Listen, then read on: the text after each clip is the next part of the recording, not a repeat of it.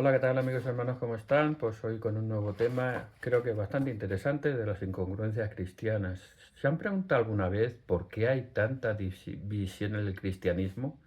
¿Por qué hay miles de iglesias que se llaman cristianas pero que creen diferente y practican diferente? ¿Por qué tanta división? Pues vamos a analizar, intentar explicar el porqué y dar un consejo como santo de los últimos días para intentar evitar estas cosas. Primero que nada es qué es la división cristiana, ¿no? Porque hay miles y miles de iglesias. Además de las iglesias católicas, ortodoxa, romana y copta y demás, que se separaron a través de los siglos en la antigüedad, pues después del protestantismo pues surgieron iglesias protestantes, luteranas, anglicanas, que básicamente pues eran 7, 8, 10, no podemos contar muchas más, pero ¿por qué hay miles entonces? Porque es un fenómeno quizá que no conocemos y que vamos a analizar hoy. Vamos a analizar el por qué se generan estas miles de divisiones y cómo podemos entenderlo y llamar al orden o llamar al razón a las personas que se reúnen en iglesias no denominacionales, que se les llama, es decir, que no se acogen a ninguna denominación cristiana tradicional y que generan pues esas miles y miles de iglesias cristianas. Primero vamos a ver un poquito las estadísticas y luego vamos a ver el razonamiento, lo que yo entiendo, cuáles son las justificaciones para esa separación, para esa división. Primero, las estadísticas. Vamos a ver qué son exactamente las estadísticas del cristianismo y las iglesias no denominacionales. Es decir, el cristianismo dice que son aproximadamente, somos 2.6 mil millones, 2.600 millones de cristianos en todo el mundo, lo que sería un tercio más o menos de la población mundial. De entre las denominaciones cristianas se estiman que hay entre 45.000 y 50.000 denominaciones cristianas en todo el mundo. Esto incluye las iglesias históricas, las independientes y las redes locales. Estas dos últimas serían las que vamos a analizar hoy, ¿no? ¿Quiénes son los cristianos independientes? Pues alrededor de 400 millones de cristianos pertenecen a iglesias independientes o no denominacionales. Es decir, que si cogiéramos las iglesias cristianas del mundo, los católicos serían 1.200 millones aproximadamente, entre el 48 y 50%, los protestantes tradicionales 630 millones, un 24%, los independientes, que incluyen los no denominacionales y los grupos o las personas independientes que se reúnen en sus casas, serían 400 millones, que sería un 15 o un 16%. Los ortodoxos serían 290 millones, que es un 11%, y el resto, donde estaríamos nosotros, son unos 150 millones, que son solamente el 6%. ¿Qué significa esto? Que hay alrededor de 150 millones de cristianos que no están afiliados a ninguna iglesia. Es decir, de los 400 millones de iglesias chiquititas que hay por el mundo, incluso dentro de esos 400 millones, 150 millones no están afiliados a ninguna iglesia. Se reúnen en su casa o lo hacen por su cuenta. Por eso he denominado el título de este vídeo Yo soy la verdad. Es decir, cada uno se cree su propio representante divino, cada uno se cree su propio intérprete de la ley, cada uno se cree su propio y único intercesor, por decirlo de alguna manera, con el Padre o con Jesucristo, y por lo tanto no quieren suscribirse ni unirse a ninguna iglesia o a una iglesia que no pertenezca a ninguna corriente histórica. Conclusión: el cristianismo muestra una tendencia creciente hacia formas más independientes y menos institucionales, incluyendo iglesias no denominacionales y creyentes sin afiliación formal. Eso sería un poquito el entorno en el que nos estamos moviendo. ¿Por qué las personas se separan de las iglesias y crean su propia iglesia chiquitita? Por eso hay miles de iglesias cristianas, cuando deberían haber pues no más de 20, por decirlo de alguna manera, las históricas. Las primeras cristianas, la católica romana, la católica ortodoxa, la siríaca, la etíope, los que se separaron en el año 451 de la Iglesia Católica, es decir, habrían 6 o 7 católicas, y luego protestantes otras 6 o 7, y luego las nuevas, como la nuestra, que se llama corrientes restauracionistas, que no salen de ninguna otra denominación, y algunos que luego copiaron ese modelo, como Adventistas y Testigos de Jehová y algunos más, pues no deberían haber más de 20 iglesias en el mundo, ¿no? Y es bastante división cristiana. Sin embargo, para que haya miles es porque grupos de esos protestantes, que luego lo veremos en otra estadística que también saqué, se separan y se crean su propia iglesia, crean su propia organización o su propio orden y se separan de cualquier dogma o cualquier principio. Siendo cristianos todos, se dividen. Incluso algunos ni siquiera van a la iglesia, se reúnen en su casa, se reúnen como amigos, estudian el Evangelio y poco más. Y creen que con eso ya han cumplido. ¿Cuáles serían un poco las justificaciones?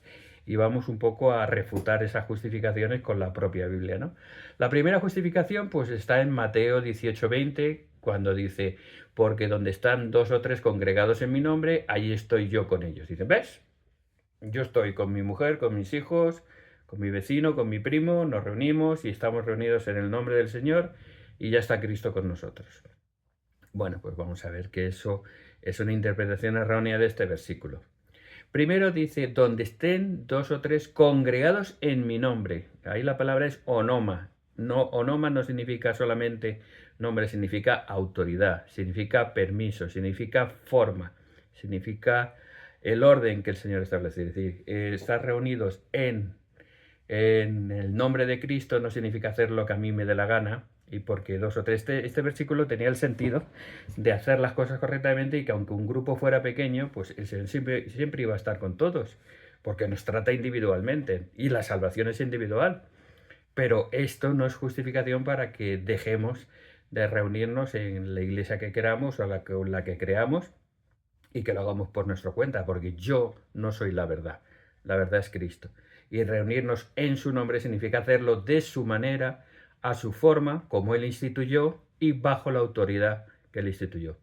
¿Cómo podemos encontrar esa forma, esa autoridad? Pues por ejemplo en Mateo 16:19 dice, sobre esta roca edificaré mi iglesia. Ahí ya podemos tomar la versión que queramos, si era Pedro, si es la revelación que decimos nosotros, o si es la confesión de Pedro que dicen otros, pero lo que está claro es que la iglesia es edificada, y la iglesia es visible, y la iglesia es real, y la iglesia la creó Cristo. No nos dijo que nos reuniéramos por nuestra cuenta y riesgo, sino que Él crea una iglesia. Luego en Hechos 2:47 dice que se iban añadiendo a la iglesia a aquellos que iban a ser salvos, después del bautismo de los 3000, por el discurso de Pedro. Es decir, el capítulo 2 de los Hechos termina diciendo eso. Se unían a la iglesia a aquellos que iban a ser salvos. Por lo tanto, hay una iglesia física, clara, establecida, con apóstoles y profetas que la dirigen y que administra las ordenanzas de salvación, como es el bautismo. Vimos que fueron bautizados y confirmados y por lo tanto estas doctrinas y esta forma es la que el Señor estableció y es la que se tiene que cumplir. Por lo tanto, vemos que sí que hay una iglesia que tiene un orden, que tiene una autoridad, una jerarquía y unos ordenanzas o sacramentos, como lo dicen nuestros hermanos católicos, que son necesarios para la salvación, como es el bautismo. Por eso la iglesia administra el bautismo de la forma adecuada y con la autoridad adecuada para poder traer la salvación a las personas. Entonces, no cabe hacerlo por su cuenta, ¿no? Otro hecho muy claro de que la iglesia es organizada, es visible y tiene que tener una forma correcta es Efesios 2:21. Dice, para que seáis miembros de la familia de Dios, edificados sobre el fundamento de apóstoles y profetas. Es decir, la iglesia tiene que estar basada en apóstoles y profetas, no en mi interpretación, mi creencia o mi forma de ser. Por lo tanto, la iglesia tiene una forma. Y en Efesios 4, algo muy importante, lo voy a leer entero, porque aquí hay varios versículos importantes. Por ejemplo, leemos primero del 3 al 6. Dice, solícitos en guardar la unidad del Espíritu en el vínculo de la paz. Un cuerpo y un espíritu, como fuisteis también llamados a una misma esperanza de vuestra vocación. Un Señor, una fe, un bautismo, y un Dios y Padre de todos, el cual es sobre todos, por todos y en todos.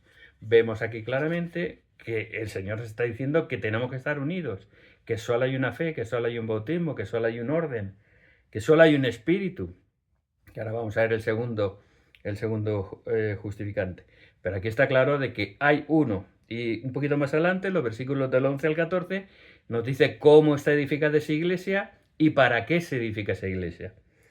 Dice, él mismo, hablando de Cristo, constituyó a unos apóstoles, a otros profetas y a otros evangelistas, a otros pastores y maestros, a fin de perfeccionar a los santos para la obra del ministerio, para la edificación del cuerpo de Cristo, hasta que lleguemos a la unidad de la fe y del conocimiento del Hijo de Dios, a un varón perfecto a la medida de la estatura de la plenitud de Cristo.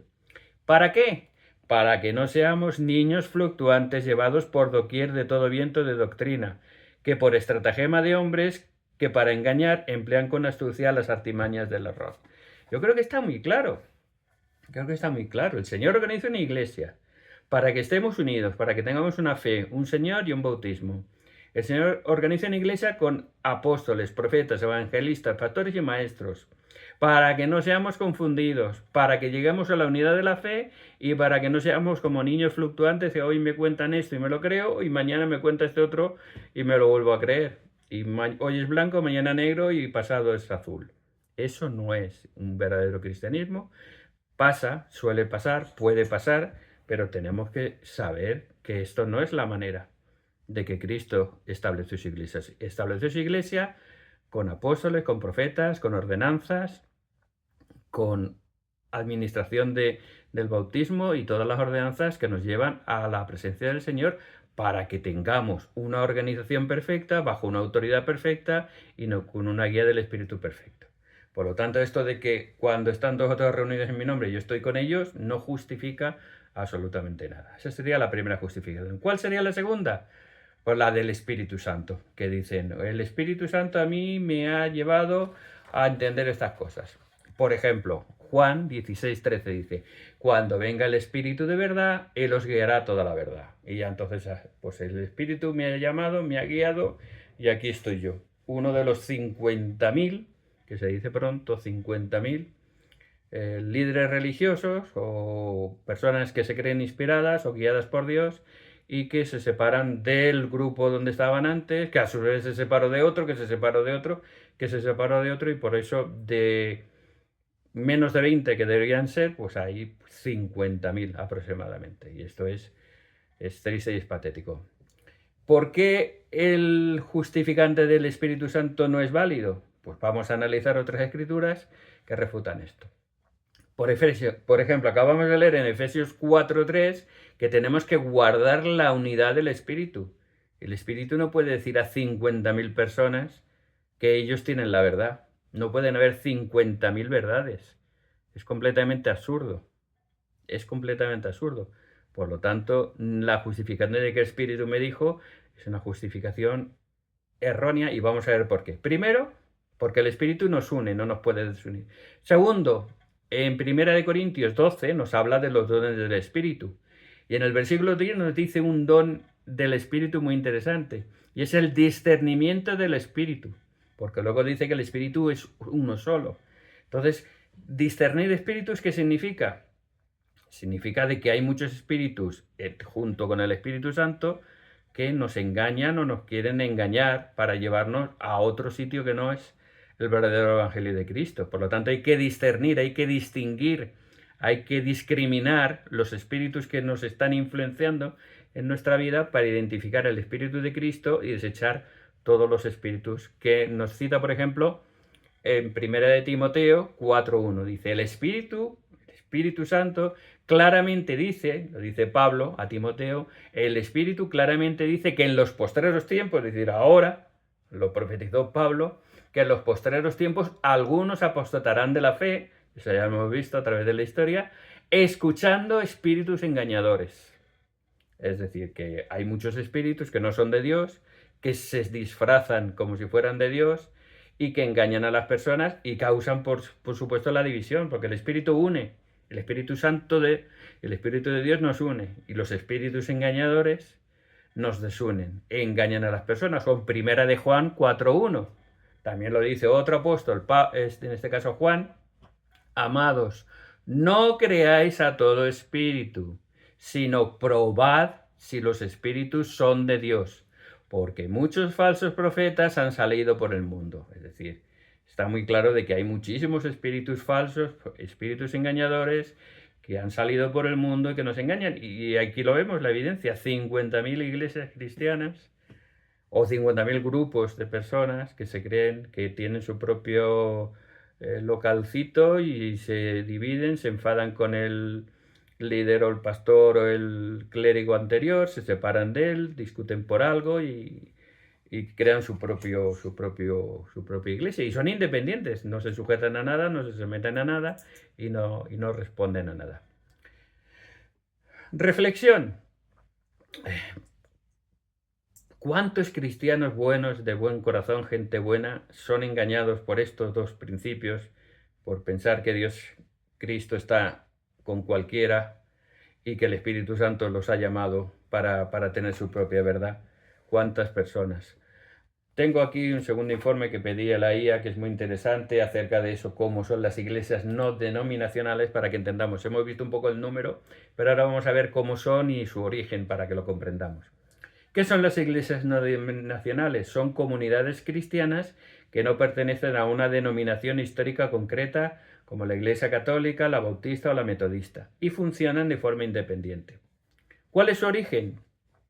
Aunque hay antecedentes en el siglo XIX, crecieron especialmente desde mediados del siglo XX hasta la actualidad, sobre todo en Estados Unidos. Es decir, que esto no viene de lejos, esto es de hace apenas unos pocos de años. Hasta hace 100 años, pues eran las 15 o 20 iglesias históricas y algún grupo suelto, pero la gran cantidad de iglesias no denominacionales y personas independientes pues son de pocos años para acá. Es decir, es un fenómeno bastante moderno. ¿Cuántas hay? Bueno, no existe un número exacto. Hay decenas de miles solo en Estados Unidos y con millones de asistentes. Ya vimos que eran 150 millones en general, es una barbaridad. Es uno de los grupos además con mayor crecimiento. ¿Cuál es su corriente doctrinal? Generalmente pertenecen al ámbito evangélico y muchas tienen influencia pentecostal o carismática, aunque no todas, pero la mayoría son de origen pentecostal o carismático. ¿Y cómo funcionan? Dice, cada iglesia es autónoma, dirigida por un pastor y un equipo local. Se financia mediante donaciones y diezmos. ¿Cómo son sus cultos? Suelen ser modestos, modernos e informales, música contemporánea, predicación práctica y uso de tecnología. ¿En qué creen? Tienen la Biblia como autoridad principal, salvación por la fe en Cristo, relación personal con Dios y una evangelización activa. Hasta ahí, bien. Actividad. Se centran en evangelización, grupos pequeños, acción social y presencia digital. ¿Cuáles son las razones de su crecimiento?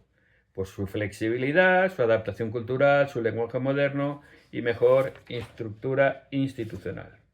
Por lo tanto, vemos que eso fue un poquito el yo me lo guiso, yo me lo como, Juan Palomo, no estoy de acuerdo con lo que han enseñado estos o los otros y yo me creo mi propio grupo, o yo me reúno con mi sola familia, o me reúno por teléfono, por WhatsApp, por Zoom o por lo que yo quiera con 4 amiguetes y ya soy el cristiano perfecto, ¿no? Y esto realmente es erróneo, ¿no?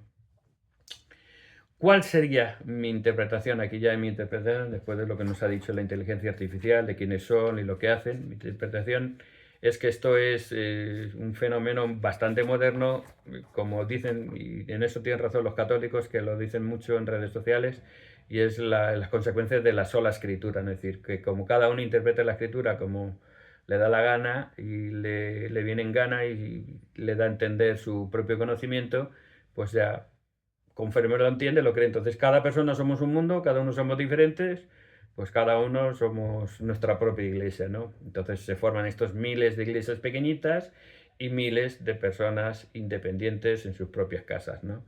Y su verdad, ellos son la única verdad, ellos son su propio papa y su propio magisterio, ¿no? Por decirlo de alguna manera.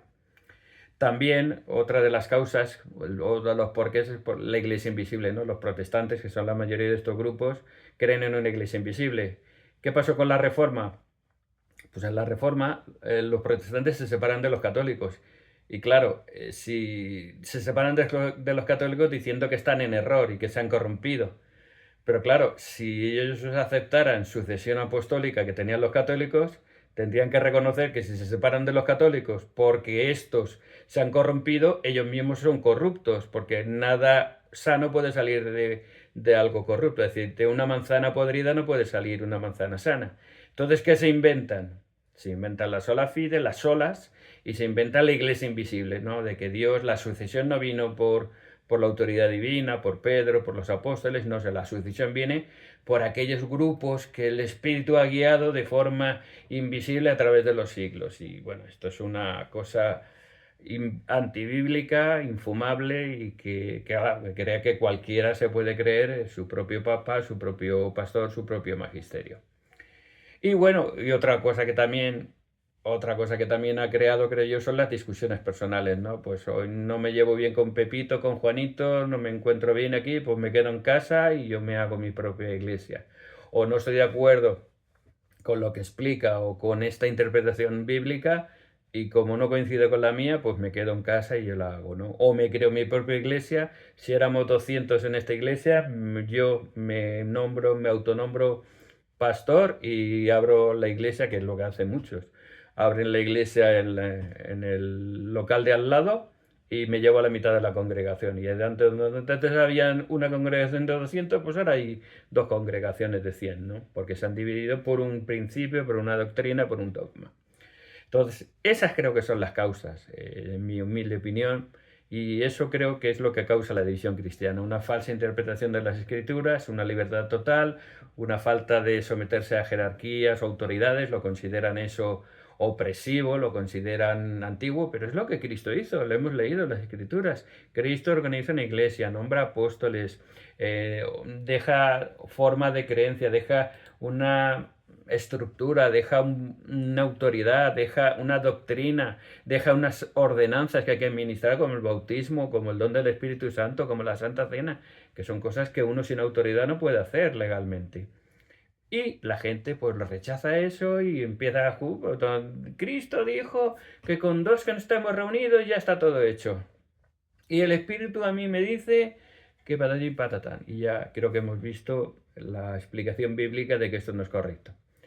¿Qué les diría yo para terminar? Pues les invitaría a venir a la Iglesia de Jesucristo de los Santos de los Últimos Días, que no tiene nada que ver con la Iglesia católica tradicional, ni con los movimientos de reforma protestante que se dividieron en el siglo XVI, ninguna otra iglesia, que es una restauración, de que Cristo mismo vino a la tierra, llamó un profeta y reorganizó la Iglesia conforme al siglo I.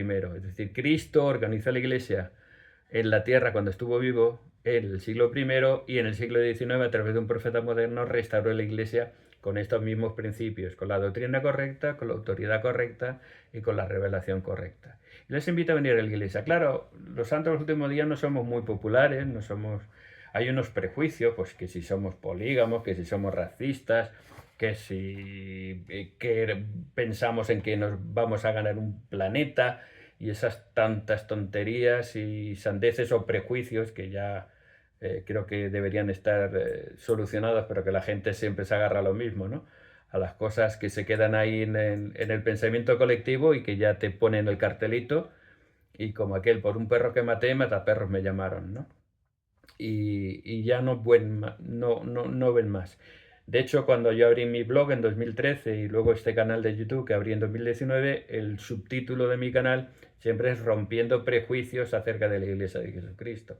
Esos prejuicios son los que nos impiden ver las maravillosas bendiciones que se encuentran en esta pequeña pero hermosa y potente iglesia, que es la Iglesia de Jesucristo conforme al modelo bíblico del Nuevo Testamento. En esta iglesia, si vienen a verla, les invito a que vengan cualquier domingo, pueden buscar una capilla que esté cerca de su casa, seguro que hay alguna cerca de su casa, pueden encontrar un culto ordenado, un orden, una organización perfecta como Cristo organizó, una autoridad amorosa que les va a ayudar en todas las cosas, un culto reverente, sin estridencias, sin barbaridades, sin misticismos tampoco, ni cosas extrañas, un culto racional, un culto sencillo, un culto profundamente cristiano, centrado en Cristo y muy reverente, pero sin caer en el catetismo, ¿no? O ser excesivamente místico, ¿no? y pueden ver un culto donde van a participar todos, donde no solo hay un pastor que dirige y ovejas que escuchan, sino que es un culto en que todos participamos, todos somos sacerdotes, todos somos bienvenidos, todos discursan, todos enseñan, todos participan, tenemos un clero laico y sobre todo tenemos una unidad por el Espíritu, precisamente tenemos ese gran eh, eh, esa gran bendición, ese gran don que hemos visto en estas escrituras que he citado. Tenemos el don del Espíritu Santo que nos da esa unidad. Nos da la unidad además de dos formas. O sea, yo ahora estoy viviendo en Utah, he vivido en Argentina, soy de España, estuve en varias congregaciones en España, en Valencia, cerca de Madrid, donde vivía hasta que me vine para acá.